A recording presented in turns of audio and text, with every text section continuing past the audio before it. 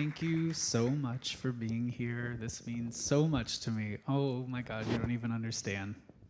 Thank you. Congratulations. Thank you. Thanks. And if you didn't know, it was the mom in the photo album was the mom that we had. Okay, cool. There you go. And they're right here too right now. Thank you Yeah. so much, Andrea, for being with us. Yeah. Shout out to Anala and Joseph. I'm sorry the technical difficulty happened, but we do have the littles who were in the photographs too. Yeah, Yaya, like, we'll talk about how Yaya really helped me produce this film, but their nibblings, their brother's kids were the little Rhea and Ta in the photo album, so they didn't get their 15 minutes. You did so well directing them. Yeah. Oh, and thanks. they took direction so well. My dad had a cameo as the dad. And they're here too. Great acting. I was like, put this shirt on and just look like you're unhappy with your masculinity. And he's like, oh shit, I feel like my Uncle Mike. I was like, oh. Sorry. Well, before we get into it further, I just wanted to give you both a proper and full introduction, if that's all right. With me, we have Roberto Fatal, writer, director, artist, creator, teacher. Their queer, gender fluid, mestiza, mixed identity informs the sci-fi films they make. Their work centers on humans who sit at the intersections of time, space, and culture. Fatal is a Sundance Film Institute Native Lab Fellow alum, an Imaginative Directors Lab Feature Fellow alum. Their debut feature script, Electric Homies, which I'm super excited about, was selected by GLAAD and the Blacklist as one of the best unproduced screenplays of 2022. Their latest short sci-fi drama, Do Digital Curanderas Use Eggs in Their Limpias, made its world premiere at the British Film Institute's Flair Festival in 2023 and at the Sacramento Crocker Art Museum in 2023 as well. This is the one that I was waiting for. Yeah, and joining us on stage is also artist, creator, everything, community organizer, powerhouse, Andrea Porras. They've been cultivating their social, political, artistic creations and contributing to the arts and culture landscape beyond borders through performance and interdisciplinary art for over 3 decades. Most recently, they curated an of, for, and by queer-centered exposition at the 45-year-old San Francisco Mission Cultural Center and co-directed Intercultural Reflections, a festival of the arts with Teatro Espejo at the California Stage. Prior to these projects, they also recently co-produced a 2-act play, Smart People, by Lydia Diamond at the Celebration Arts Theater here in Sacramento. And they've been continuing. Andrea has also recently returned to and wrapped 2 digital films with queer filmmakers based in Oakland and San Francisco. There's just so many accomplishments. Through their many endeavors, they continuously, and this I can't stress enough, they continuously lift and center Black, Indigenous, queer, and queer people of color in their plight for freedom, justice, and liberation. So thank you so much, Andrea. So one thing that's not on Yaya's resume is sleep. Yeah. But you look good. Yeah, you look.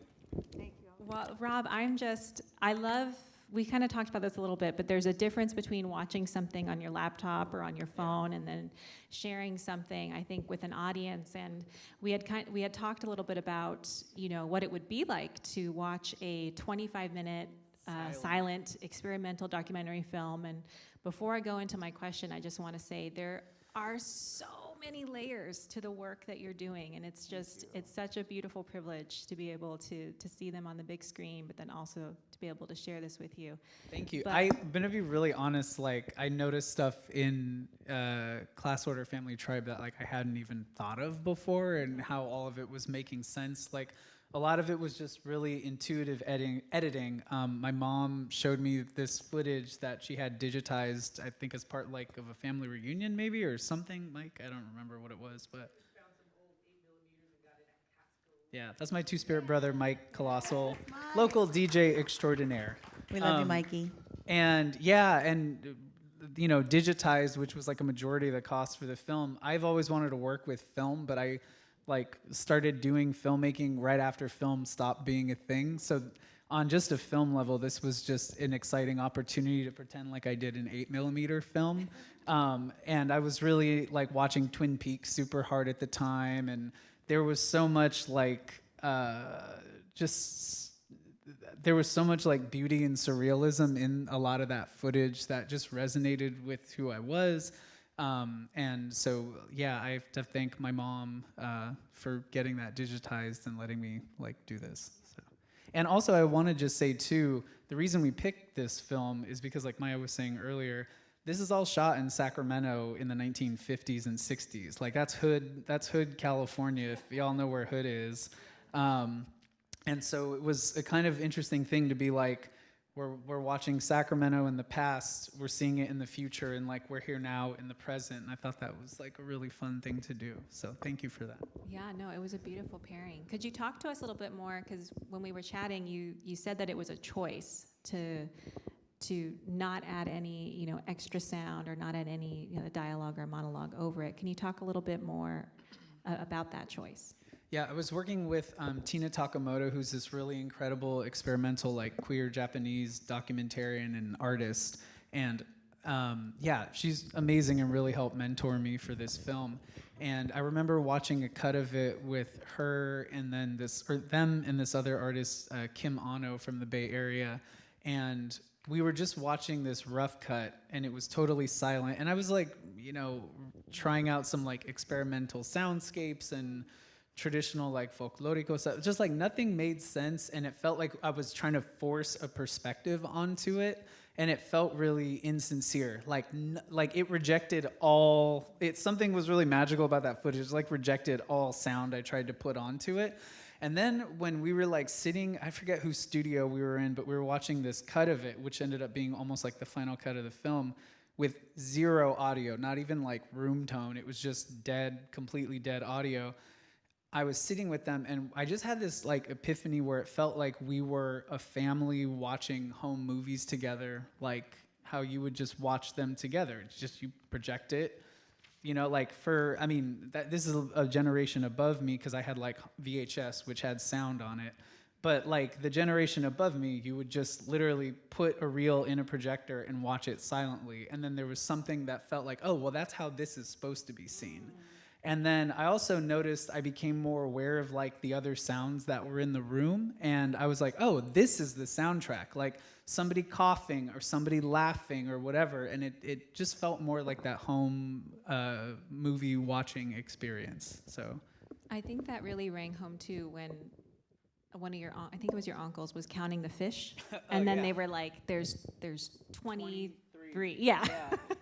I thought, and that's how they would have watched them at home. And so however else you were going to articulate. And they knew to interact with the camera that way. He didn't say, he was like, and I love that. Yeah, it's like they really knew the medium and how to like interact with their future selves watching them their past selves. And I just thought that was so dope.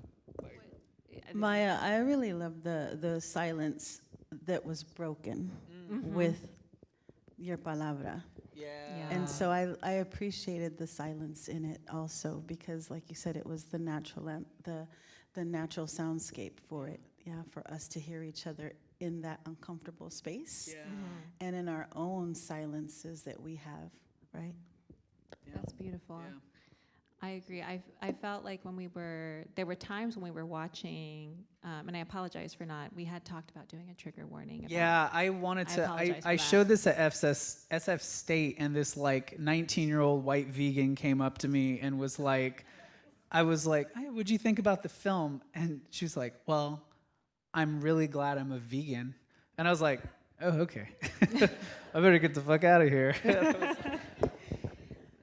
But what I really appreciated about it was you could feel when the audience would get uncomfortable, but then you would have something beautiful and humorous, like something very just kind of coming across. And I think that really spoke to us as Indigenous people, just kind of like, using our humor to kind of get through these difficult situations. And I just wanted to see if you wanted to expand upon that a little bit. Yeah, it's like a defense mechanism, and it's like kind of to a degree like disassociation. Like you leave your body for a second, or you laugh and it makes you feel something else when you know you should be crying. Or yeah, it's just, that's my family. Like I think my Nino, my Nina, like my brother, like my dad are all here. I mean, this is the humor I get from them, so yeah.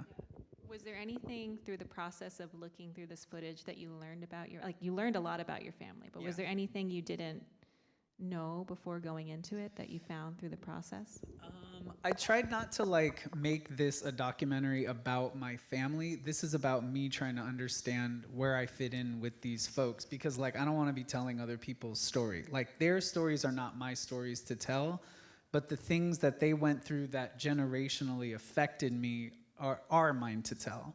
Right. So I was really trying to separate not telling my familia's story versus me owning the life that I had because of what they went through and the trials and tribulations and stuff that I went through. So I tried not to make it an expose about them, but this very selfishly and also just ethically is about me, I don't know. So I feel like I didn't learn any history I didn't already know, but I learned a lot about myself that I didn't know, That's beautiful. That's beautiful through that process. And then looking forward to do digital curanderas use eggs in their limpias, I think your work really kind of transcends this space of working in sci-fi, experimental, and that's kind of where your voice is right now, in this intersectional space. And looking at the choice to do digital curanderas in kind of a sci-fi, we've seen Native filmmakers, I think, entering into that space more, whether it's through indigenous futurisms, or whether it's just through kind of imagining ourselves in the future, we're still here, we still exist. And so I just wanted you, if you could, to share with us a little bit about your choice to go from, experimental to sci-fi, and maybe your choice for why you wanted to tell this story, I think, in that, how you felt sci-fi served this story. Yeah, sci-fi and I'm a big genre person, so action, horror, sci-fi are my favorite things. I get this from the family I grew up in. Those are most of the movies we watched, and finding a nugget of somebody who looked like you in the future or in a sci-fi setting was always a gold mine to find. I saw James Cameron's Aliens, and there's Vasquez, who's this dykey, gender fluid Chicana who's super ripped and super badass. And if I had an actual gender, it would be just Vasquez is my gender. Then my pronouns are V and they or something like that. And then also too, I was thinking of Predator with Arnold Schwarzenegger, which is the hottest, gayest movie that's ever been made. It's if you just want a straight gay porn, just watch Predator. Because there are no women, there's no love story. It's just all these dudes with no fucking shirts on, and they're all ripped, and they're fighting against this disease that they can't kill, or what, it's just so, it's amazing. And in Predator, there's this Chicano guy, Pancho, Sonny Landham's this indigenous dude who just basically is we're all gonna die. And so sci-fi has been this really amazing thing, because those are two examples of where I think sci-fi offered us a promise that we could star in the future, which is such a big deal. But most of sci-fi, and I say this time and time again, is from the perspective of white straight men talking about white straight men either saving the world or destroying it, and there's barely any people of colors, definitely no indigenous people, which is wild. And I had this thought. I saw Mad Max Fury Road, another amazingly gay leather film. And I was thinking, so they're in Australia, right? It's the second Mad Max film. It's after a bomb has gone off or something, and it's an atom bomb, and it's all these men in leather driving cars around the outback, right? And I was like sitting there going like, what happened to the Aboriginal people? Like, what the fuck is it all just like all white people made it past the atomic bomb? Like, how's that possible? And then I was thinking about that, like in the US, like indigenous people have survived multiple apocalypses on this continent. And we're like on stage at the Crocker today having a conversation about our art. So I was like, where the fuck are we? Like, we know how to get past an apocalypse. Like, I don't know if white Americans know how to, like, not have gasoline in, like, a grocery store. So I figured, like, well, I should make a sci-fi movie. And I know. And through that process, could you tell us a little bit? I love everything about that. And can I just say that Vasquez growing up was also my spirit animal, and I was so disheartened to learn that they were just Irish. She's like a white, Yeah. Jewish, Irish person. It's the mom in Titanic It's the who mom has in the Titanic. kids. She's like, oh, go to bed, children. It'll be fine. And she's And the then mom. that's Vasquez. And she's the mom in Terminator in Yeah, T2. she's John Connor's mom. Yeah. Yeah. All right. The more you know. Yeah. But I think that really speaks to like, yes, like when you're talking about white filmmakers kind of making these dystopic futures where we don't even exist, and then when we do exist, we're not even playing ourselves. Yeah. I think too much sci-fi is like white people going like, what if we didn't have power? Yeah. And you're like, well, do you want us to tell you what it's like? Because it's already happened, like, you know?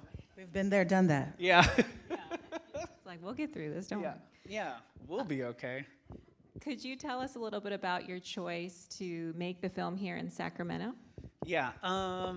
So this movie and just the basis of it is like I have been living in Oakland for like the last 13 years, and I just moved back to Sacramento, which is where I was born and raised. Shout out to Danny, my homie who I've known forever, who let me start making my first films for his band, The Secretions. I got to do their music videos when I was in college, so Danny, thank you. But anyways, yeah, I couldn't be here without Danny. So Sacramento is just my home. It's been my home since my grandma came here from Mexico, and I like love where I'm from, and I had some issues with it when I was coming out as like non-binary and kinky and all this other shit, and it just wasn't a place that really housed me well in the like mid 2000s. So I left. I went to the Bay, did the Bay thing, which is like what every closeted person does, and then but the thing is though, I got there right as this modern tech boom was happening. And the way that just like pulverized San Francisco, Oakland, Berkeley, like places I had fled to since I was 16 for refuge, the way tech had just gutted and beat the shit out of the Bay Area. And I saw it happen right before my eyes because I got there in 2009 and I left last year. So watching the Bay change from 2009 to last year, I was just like, housing, homelessness, addiction, just the city not giving a shit and catering to techies and just like forgetting the people that built that city it was awful to see. And I had acquaintances, like I lost people to suicide. So many people, like communities were displaced. Violence was happening to like queer and trans people in my communities. I was like working in and around porn and then the sex work community for a while and just watching all the fucked up stuff happen to my friends working in those industries. Like that's really what kind of fueled this movie was I felt communities breaking apart on the backs of tech. I felt people reaching like a level of hopelessness that was brutal. And I wanted to write like a film in the future where I could imagine us like overcoming that just by choosing to stay. Because sometimes your body, when you're like queer, when you're trans, when you're indigenous, when you're fucking poor, when you're brown, it's like your body feels like your skin feels like it's on fire. You just feel pain, And like I've had a lot of moments, and my mentor at Sundance, Erica Tremblay, really helped me out. When she read the first draft of this, she's like, this is about suicide, right? And I was like, I actually didn't even think about that. Just like how fucking disassociated I was, I think, from my body. And it was absolutely about suicide and my struggles with it, and just how revolutionary when you're in our bodies, more so yours because I look like a white guy, but Yeah, whatever, you know. But, you know, just the choice to stay is a radical act. The choice to exist is a radical act. And I just wanted to, like, remind people of that. That's a radical act in the past, now, and in the future, you know. I agree, yeah.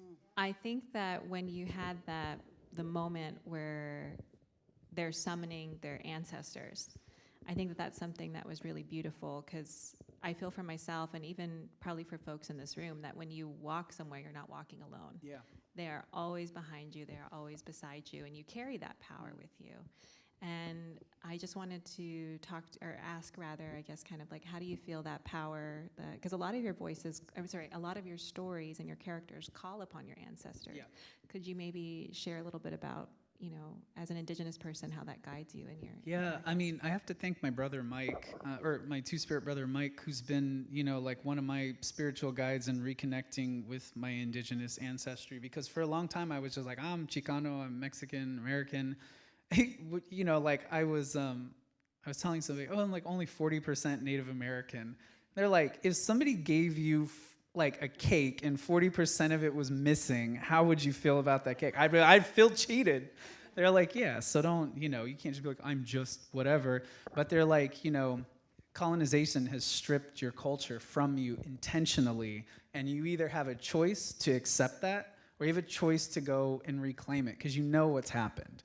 And so, like, really doing the digging work of trying to figure out where we come from and, like, naming our histories, honoring our ancestors who survived and choose to live and stayed and made sacrifices, and some of them were good and some of them were shady, and, like, just honoring the narrative of, like, how I got here. I feel like a whole person today.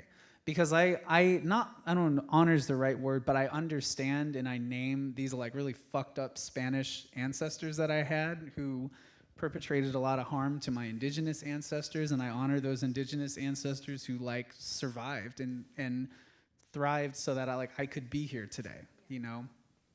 So having that scene with these ancestors, like, I feel that spirit around me all the time. And I, like, pray to my ancestors and my Creator, like, all the time. For guidance and to not make the same mistakes as some of them, and to be guided and learn some of the wisdom they had. And so that scene in the movie just felt so important and such a contrast to, like, tech, you know? And I really love that juxtaposition. Like, this is a science fiction film, and then this, like, denouement in the film is, like, Indigenous spirit showing up. Like, that's fucking dope to me, you know? Like, I really love that. And also, my grandma used to carry her boyfriend's switchblade in her pompadour in LA in the 40s. So I wanted to give her a nod. Rest in peace, abuela. I saw my aunties in there too, especially with the brown beret and the yeah. Totally.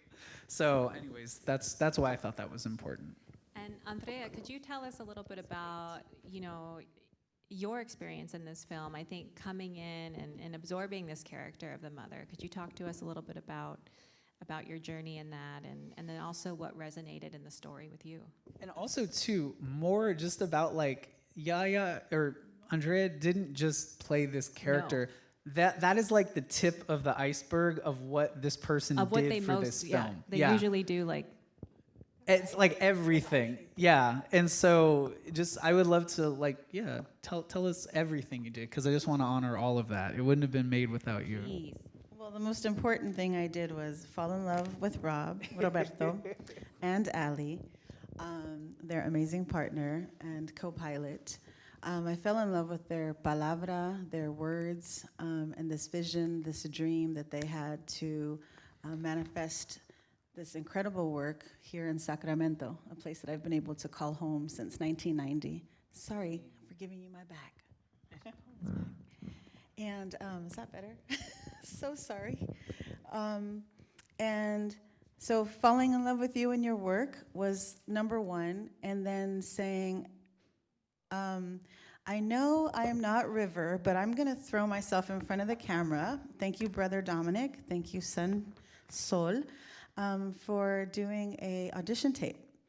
And I knew it wasn't for me, but I thought, how am I going to get this person's attention? Because I need to be a part of this. This resonates with me from head to toe, the inside of my heart, you know, the back of my brain, like all the silence, all the joy. Roberto, I'm here, So I threw myself in front of the camera and sent in an audition tape. And lo and behold, I got the beautiful call of, well, we didn't choose you. And I thought, okay, but there's something coming. And they said, can we meet at this cafe? I have an idea, And I said, it worked, I thanked my ancestors. I thanked my abuela, who comes out through photographs, or our abuela, Jocelyn, and comes out in photographs. And I said, let me be a part of this. Let me help you. Let me champion you. What do you need? We need to get this off the ground. I'm running. Like, what and where do you need, and what time? And they're like, what? Wait, yeah. What? Wait, I had something to talk to you about. I was so skeptical because, again, being in the Bay Area, everybody's like, I mean, there's definitely beautiful, strong community in the Bay, but most people are like, I'm in my lane, stay away from me, like, don't fucking talk to me, like, I don't know you. And to have somebody like this generous, I was like, are they trying to, like, what do they want? Like, what are they trying to get out of this? I was like so confused, Yeah, and they said, well, wait a minute, I had an agenda, because those are the first things that came out of my mouth. I don't even think you told me what you had envisioned. And because I don't believe I recall the script having a place for a mother in front of the camera, they were there, yeah. But I feel like you blew it up, yeah. And let me come in, the other door. I'm not gonna say the back door. But you let me come in through the virtual door. Yeah, the virtual door. So, it was an incredible experience. You are a phenomenal, visionary and director. I mean, the directing for the camera and stage are two entirely different mundos. And thank you for your patience with me, because in this case, it was something where I got whispered to. It's not like I had to memorize a million lines like I typically do for the stage. And it's something that was so innate and something that was also so intricate and so small. And I'm used to being kind of a payasa, just like really big and really clumsy, and sometimes graceful if I'm dancing. But if I'm not dancing, I'm not that graceful. And so, Roberto said, let's do this, and I actually need some children, and I'm like, I've got the children, and we need some, tents, I've got tents, calling Soul Collective. We need tables, I got the tables. We need security, like I got brown beret folks, I got elders, I got, people that work with, the unhomed, or like, do you have home, things for the folks that you're going to disrupt and disturb on site with the, where the Chicano murals are. Thank you, Royal Chicano Air Force. That's a place where folks hang out. Roberto, do you have something there for them when we kind of get in the space? That was one of the biggest things I actually called on Yaya for, is so that scene in front of the mural, the Royal Chicano Air Force mural, was supposed to be at a taqueria, and like, the taqueria we were looking at wanted like $4,000 for the day, and then we had to buy out all the food, and I was like, fuck. I was like, our budget, that's like half of our budget. I was just like, I don't know about that. But I was driving back with my partner, who's one of my executive producers, and my co-producer and my unit production manager. We were like driving back to the Bay, and we passed Southside Park, and I was like, oh my God, what the fuck? Like, of course. Like, and we got a grant from the city of Sac to shoot this film here. And Jen West, who's the film commissioner, who's amazing, I was like, could we shoot at Southside Park? And she's like, totally, what do you need? And I was like, well, permits and, whatever. But, so I was held up at gunpoint one time on set in Oakland, and that shit, it messed me up for life. Like, I'm paranoid on set as a director, especially like when people are like schlepping gear in and out. And just like being at Southside Park, just being like a street smart kid and keeping my head on a swivel, I like knew we needed security for all the gear at the park. And so we went and scouted the location. And one of the things I noticed, there was like a really big unhoused population that uses the park to sleep at, right? Mm-hmm. Because I think one of the youth centers is like pretty close to there or something. Mm-hmm. And I was just like, okay, so we need to be able to like compensate and care for these people if we're going to be like asking them to move off of the stage for like 12 hours. And I talked to my brother Mike, who's like an amazing social worker with like the homeless community in Sacramento. Mike is like, they're like on the ground doing the work in the camps, like they're helping our gente out. And I asked Mike, I was like, how can we take care of this community and like not displace them, even though like we are kind of going to be displacing them? And Mike was like, you gotta have like some care packages for them. You gotta get somebody like on the ground there who works with the homeless community regularly, who they trust. Can't just like have your PAs do that stuff. And so like Yaya, of course, I was just like, hey, what do you think about this? And Yaya was like, oh yeah, my dad and my sister like go feed the homeless like every weekend. I was like, of course they do, you know, like you do everything. Your family does everything. And so, do you want to talk about how you called in people for? Sure. That was a beautiful call from both Mikey and Roberto to have that mindfulness, and I definitely did call upon my sister Jocelyn, who's here today, and my father Andy Porras to step in, because I was actually in San Francisco that day. I'm migrating back and forth for work between here and San Francisco, so I'm like, that's the one day I can't physically be there. But I can, the night before with my family, prepare bags, prepare food, prepare drink, prepare, toothbrushes. And lo and behold, my sister did have to, work with somebody for quite some time that did not want to leave the set. And I think you had a beautiful encounter there as well. Yeah, so I'm like, all that preparation paid off because we were able to give like care packages to a bunch of the unhoused folks who were there, talk to them, just like feed them for most of the day, which was really dope. And then there was an emergency on set. This young woman, I mean, she couldn't have been more than like 19 or 20, started having like a schizophrenic episode. And my biggest thing, I told my crew, I was like, do not get the cops if somebody starts having an issue on set. It's why we have Jocelyn and the counselors there. I was like, do not get the cops. We had one cop on set who was literally just parked next to the grip fan, and that was it. And this person started having an episode on set, and like all the counselors like were having trouble with this person. Somebody, I don't know who, ran off and grabbed a cop, and there were like cops coming to get this person, and I started having a fucking panic attack on set. And I was like, we cannot be making a film about our community and have cops come arrest a fucking homeless person on our set. That is like not okay. And so I don't know what gear I went into, but I talked to both of the cops. I like sweet talked them. They left. Like this was a 19-year-old homeless girl, and they sent this sheriff with a bulletproof vest on in a big ass fucking Ford F-150. He like drove onto Southside Park and was gonna come after this girl. And I just like was able to talk them down. They left. And then the dopest thing happened. My gaffer, Mila, has a best friend who's like schizophrenic, and she's really good at like helping those people feel comfortable. So Mila, I turn around after I'm like talking to the cops, and Mila's there like talking with this young woman, giving her water, and this lady's like totally calmed down. And Mila was like I think talked to you, Jocelyn, and I think maybe Andy and Dave Diego, and we're just like, we're outside. A gaffer, for those of you who don't know, is the head electrician on set who deals with all the lightings. She's like, we're outside. Like, I don't need to be there's no electricity for me to run here. Why don't I just stay with her for the rest of the day? So for the next 6 hours, they were just like kicking it in the park, like eating and just chilling and stuff like that. But if Mike and Yaya wouldn't have had us prepared, we wouldn't have been able to have that happen, And I want to like decolonize filmmaking as much as possible, which means you're like prioritizing your community first and foremost. You're not just saying you are, but like you're putting it into practice, Yeah, I also think something that I talked to Roberto about when, finding out that was the set was, you are coming to a place that many of us cultural bearers, traditional dancers, traditional singers, poets, etc., have been preying on for over 50 years and then some, right?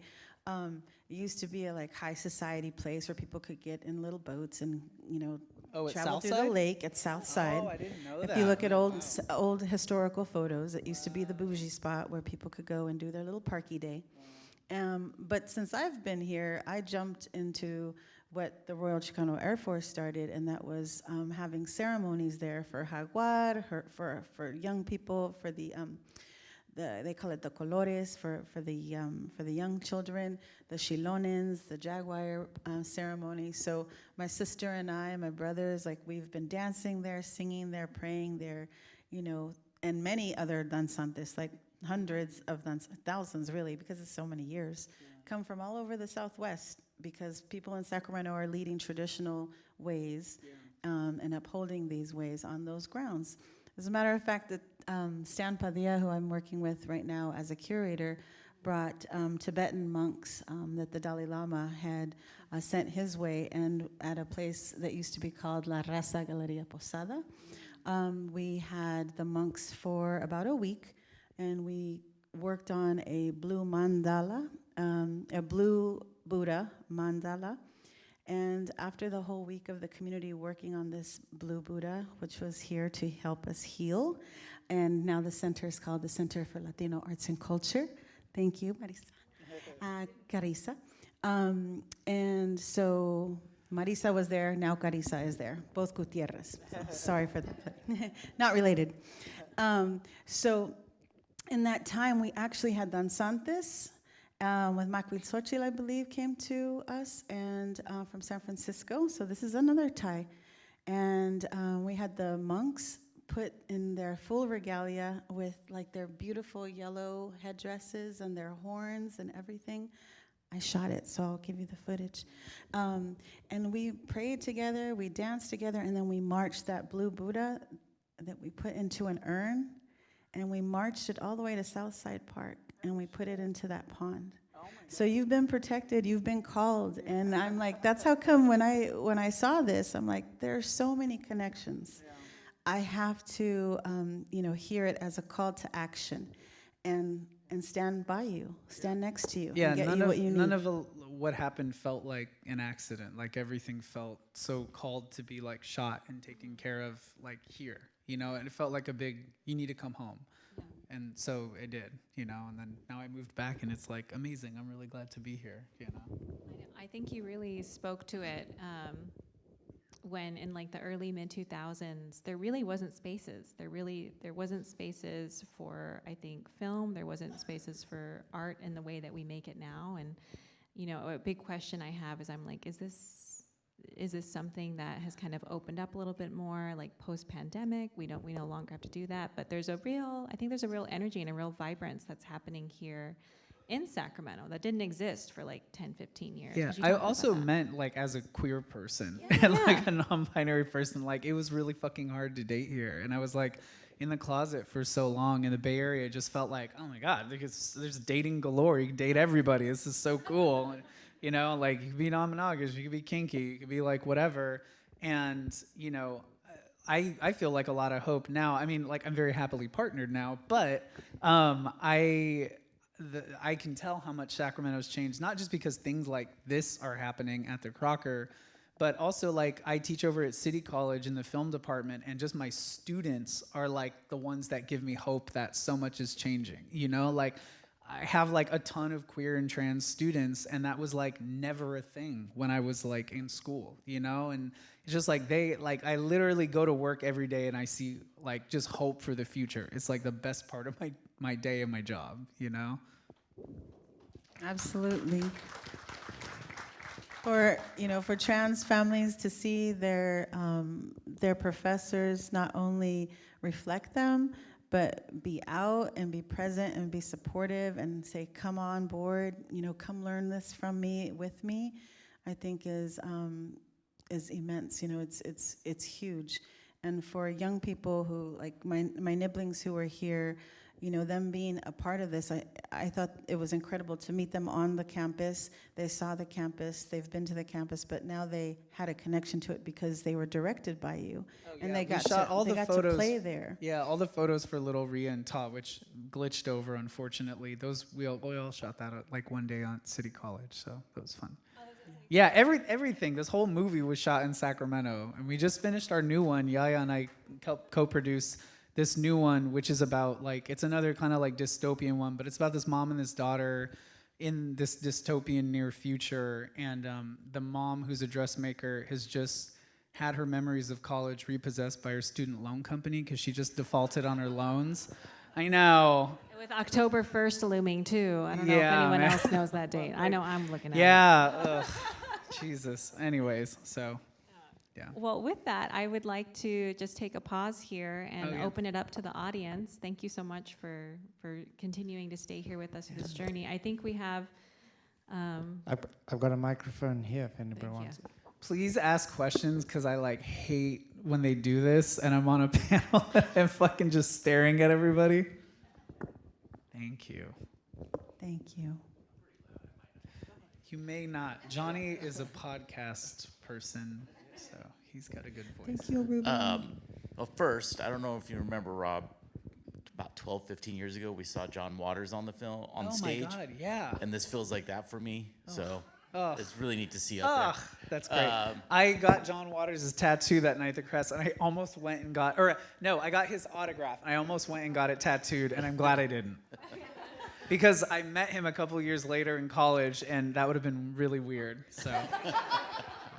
I guess my question is, I was young in the 90s, late 80s, early 90s, I was in high school, and there was a big swath of films that came out, but it was like male Caucasian interpretation of what Native Indigenous life was like. Oh, like Dances with Wolves. Yeah, and the Thunderheart or whatever the other one was. So I'm curious how that transition has been to where Indigenous, Native, and Chicano voices are starting to have their own say in how their stories are told.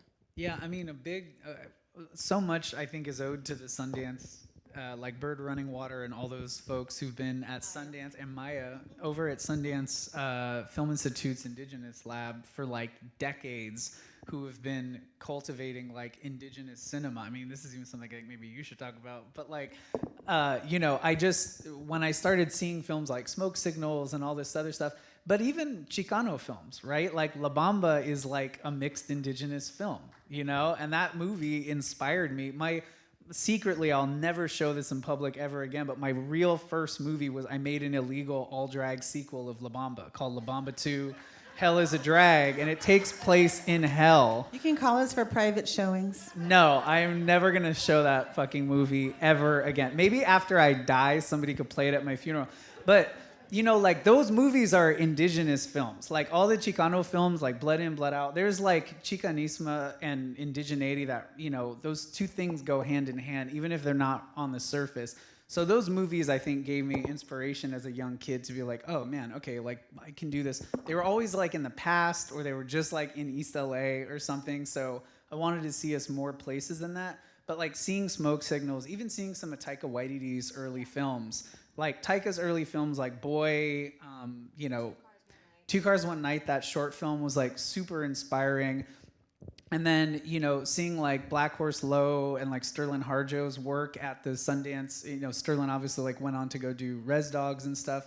But I mean, there is like a renaissance right now that is definitely unlike anything that's ever happened before. And so for me as like a mixed indigenous, detribalized Chicano kid from South Sac, when I got into Sundance, like that shit was wild. I was like, oh, these folks get it. Like they really understand how Chicano culture and mixed indigeneity and colonization, all this stuff are playing together.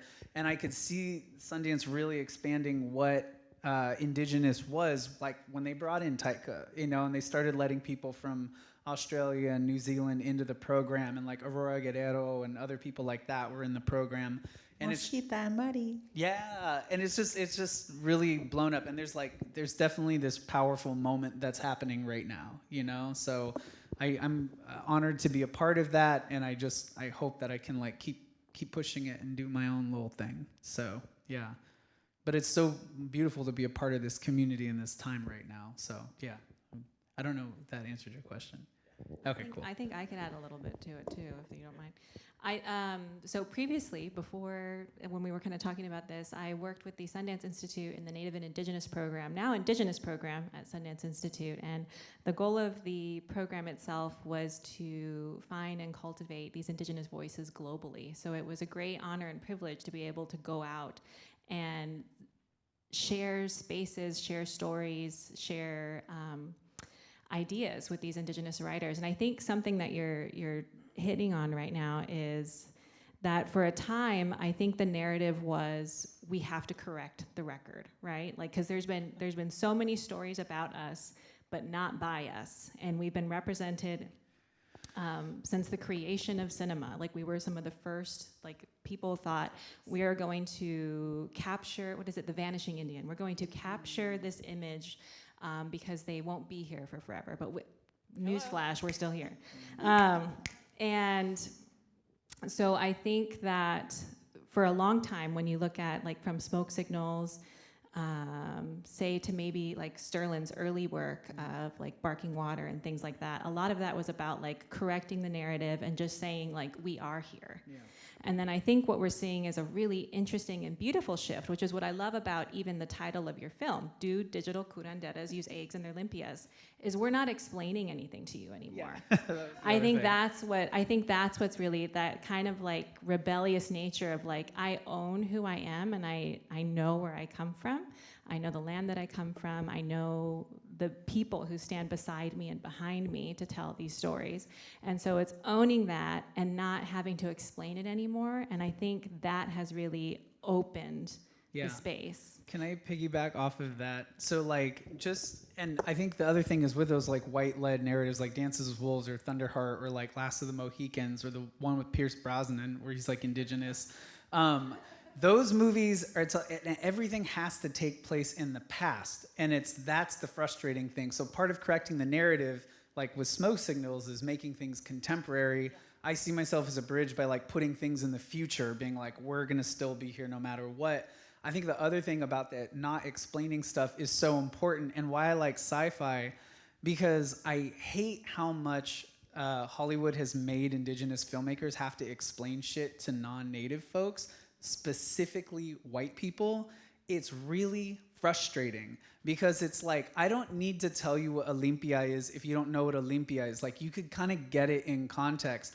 And moreover, in science fiction, if you understand fucking midichlorians and TIE fighters and lightsabers, have you ever seen a lightsaber in real life? Do you know what midichlorians are? Do you have the Force? Like, no, but you get it, you know? And it's like, do you know what a xenomorph is? Have you ever run into one in real life? I told a couple people, like when I got notes, not from Sundance, but some other people, when I got notes on digital curanderas, and they're like, you might need to explain this, or put this, this is the note they always give, put it in italics, and then put the English translation next to it, and I'm like, no. Like, George Lucas didn't have to write out what, a Carillion cruiser was in his script. I'm not gonna fucking tell you what Olympia is. You'll get it. Just watch the movie. And that's the other thing too, is just like, for people of color, women, it's like we've had to empathize with white men in every fucking movie forever, and we're really good at that, which is like oftentimes why we're all caretakers for white men. And like, this is your turn to empathize with us. And like, it's maybe not going to feel easy at first because you're not used to this, but empathy is a muscle that you learn and have to exercise. So just like watch a bunch of these movies and you'll like empathize more. And I think the thing I also wanted to add too, which you touched on, was as part of the lab, so as part of the lab experience, we would pair filmmakers with other native filmmakers. So you didn't have to do the work of explaining like, well, this is what this means. You were able to really dig in and dig deep into story. And so I think that's what's also really important about this entire series that we're planning and having an all-Indigenous advisory board informing this series, is that it's really a way for us to bring the work, but also bring the artists and bring it back to the people, bring it back to our communities. Because for a long time, I don't think native films were actually really shown. There wasn't really an audience, there was always an audience for them. That's not what I meant. There's always will be an audience for native and indigenous film. But what I meant was that there wasn't a space where people would be like, yes, we want to show your films. And so I think that's what's really interesting and inspiring about this series that we're planning, and planning it with the advisory board, and then also taking that specific focus on California and on our Northern California region, is that California is one of the most tribally diverse states. And we're not even talking about the imposed borders of it as well. So even just thinking about it in the context of just being one of the most tribally diverse states, it's also one of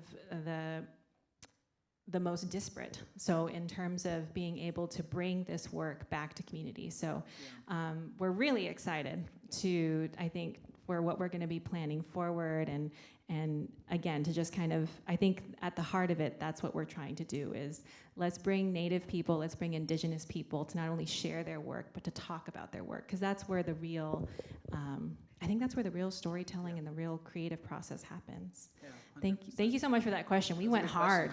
Yeah. Right on. Are there any other questions?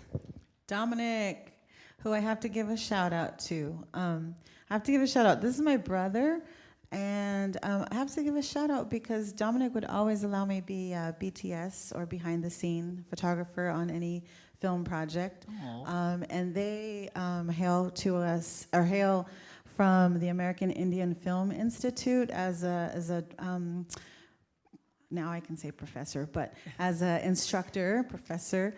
And thank you, Dominic, for putting me on this path. I think we've always inspired each other, and I just want to say I love you. Thank you, sis. For Roberto, you and I have probably have challenged the term futurism, because it's often associated with, Lucas,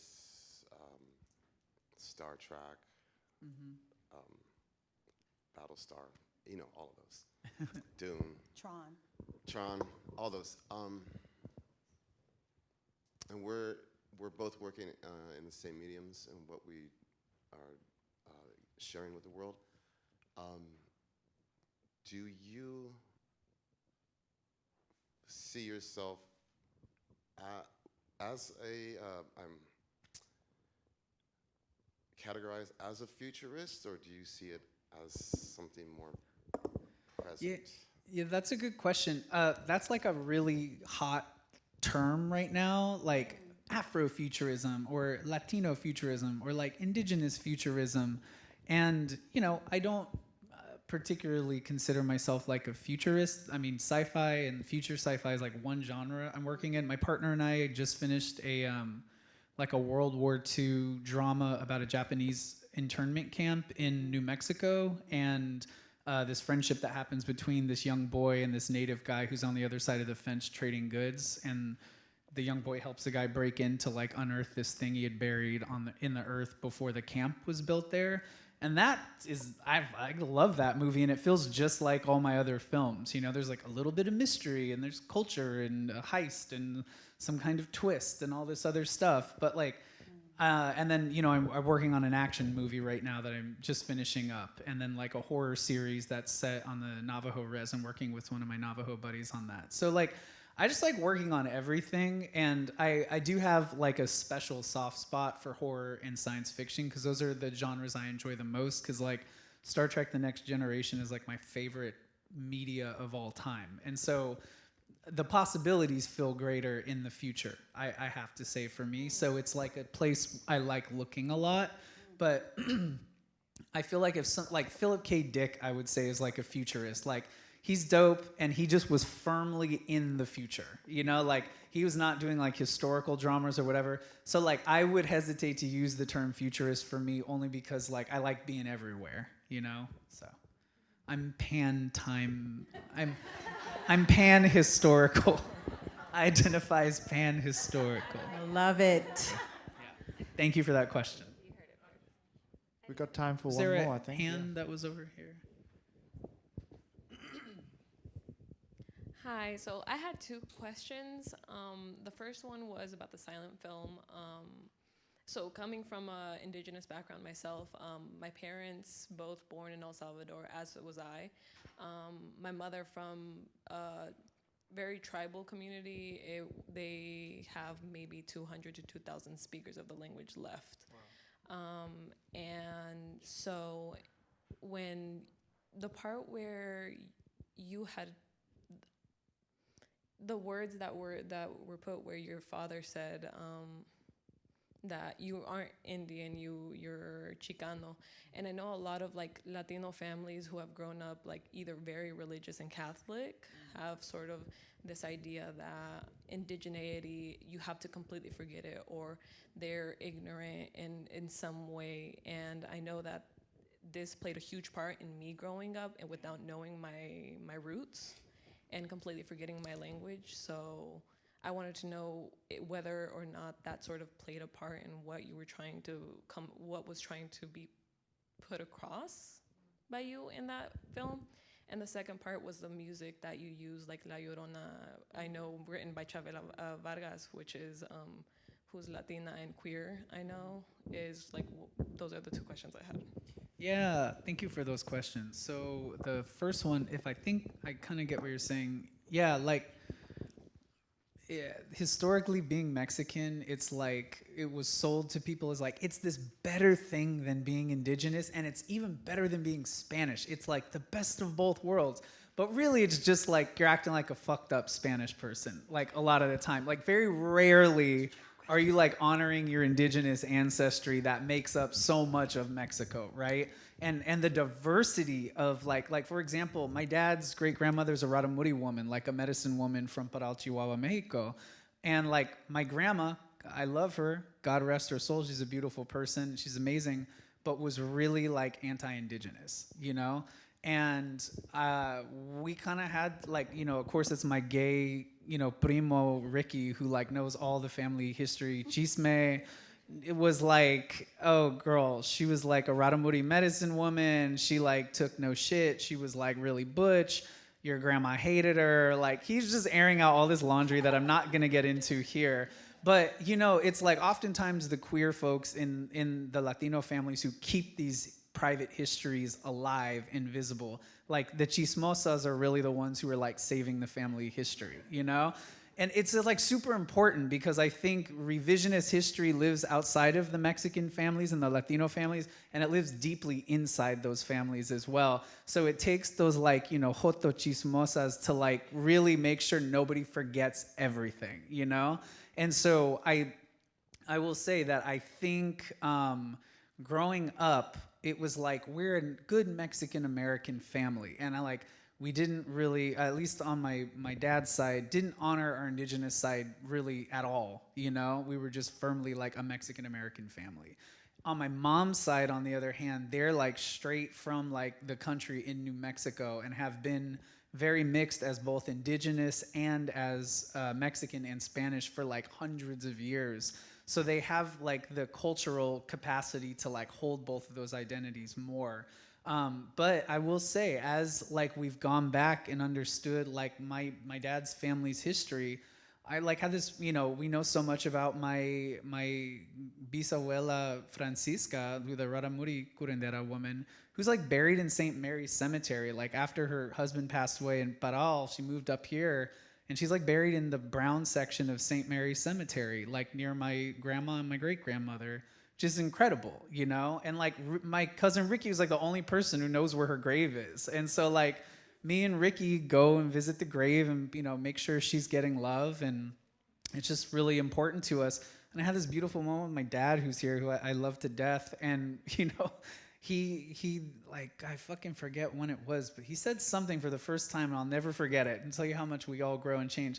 But he's like, I'm so proud to be a brown indigenous man. And I'm like, yeah, girl.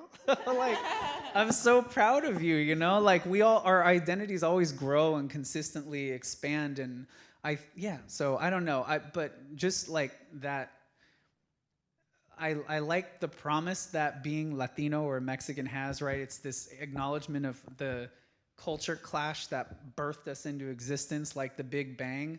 But I think for too long, the Spanish of it has really dictated how we've lived our lives and talked and carried ourselves. And I see a renaissance happening with Latinos and Latinx and Latina people right now, where we're trying to really uncover our indigenous histories, which have been forcibly covered up for a long time. So that's my answer to your first question.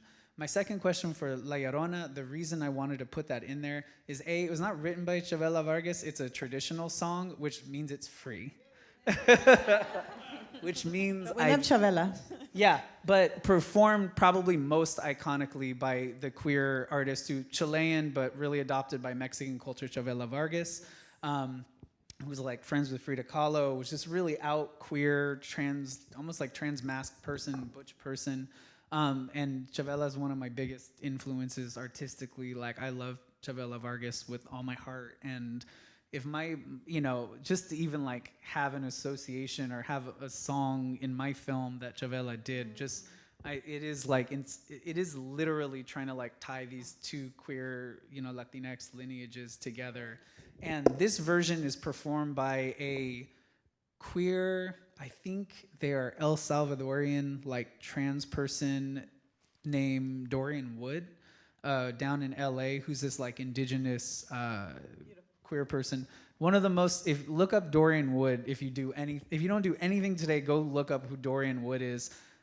Their music is some of the most incredible contemporary Latino music I've ever heard in my life.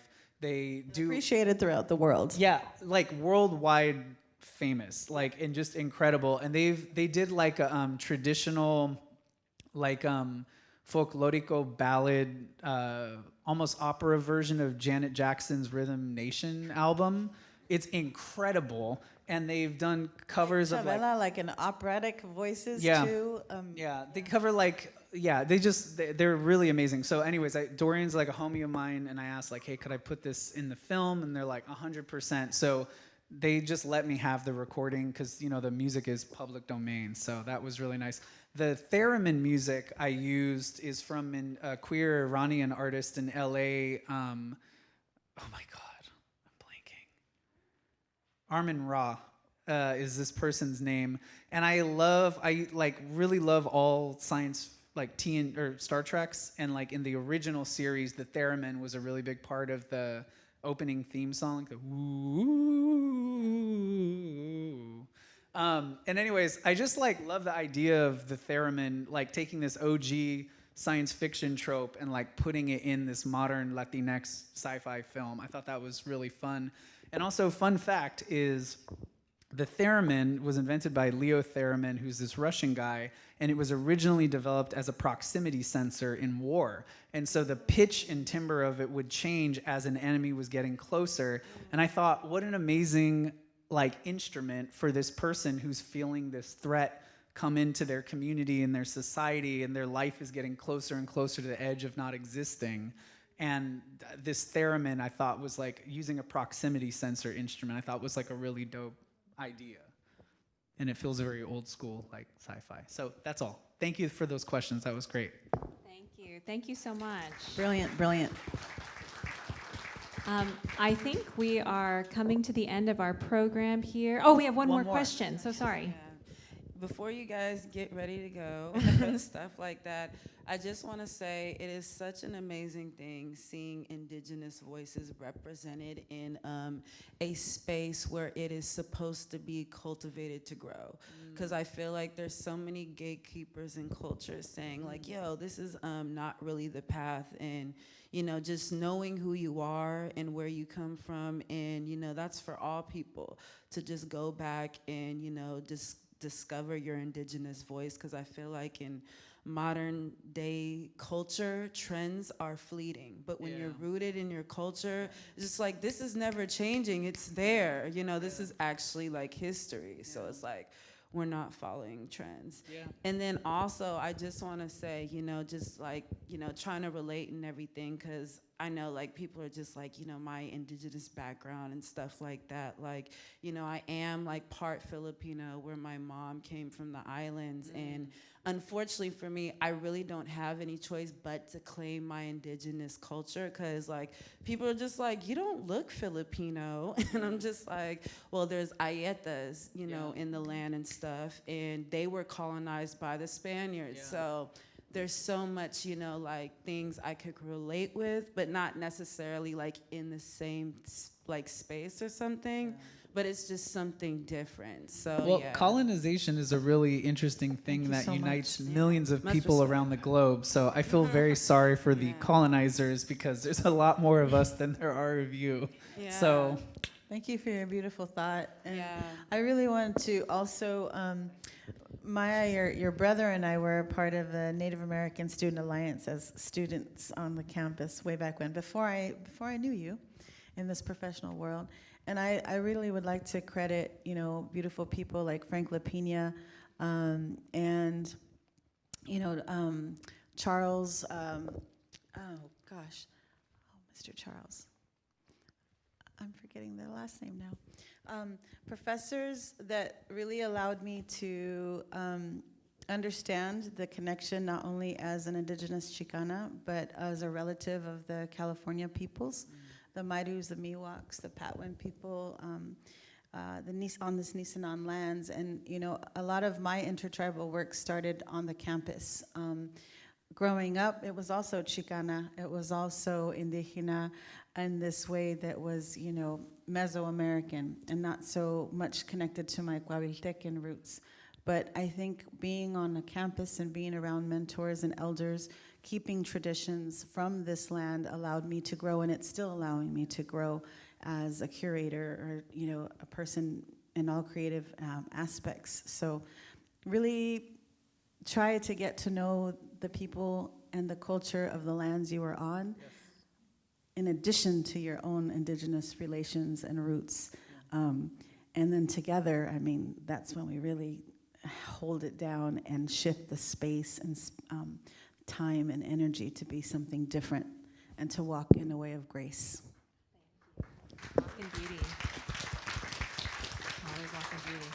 Rob, is there anything else you would like to say to our audience? I'm just so grateful. I've sat through so many Q&As in my life, and the fact that you're all still here and you're awake, I'm just so grateful for that. So I just want to say thank you. Yeah, round of applause. Thank you, Ruben. Thank you. Thank you so much for staying. Thank you so much to Houghton. Thank you, Houghton. And Christopher. Thank you, and Houghton. Thank you, Maya. Our AV room. And thank you so much to Thank you, Rob AV. and Andrea for sharing your voice and your space with us today. Thank you so much. Thank you, guys. Yeah. We love Agreed. you, Maya. We'll Bye, see you all everybody. again soon. Have a good rest of the weekend. Don't forget to check out the poster prints.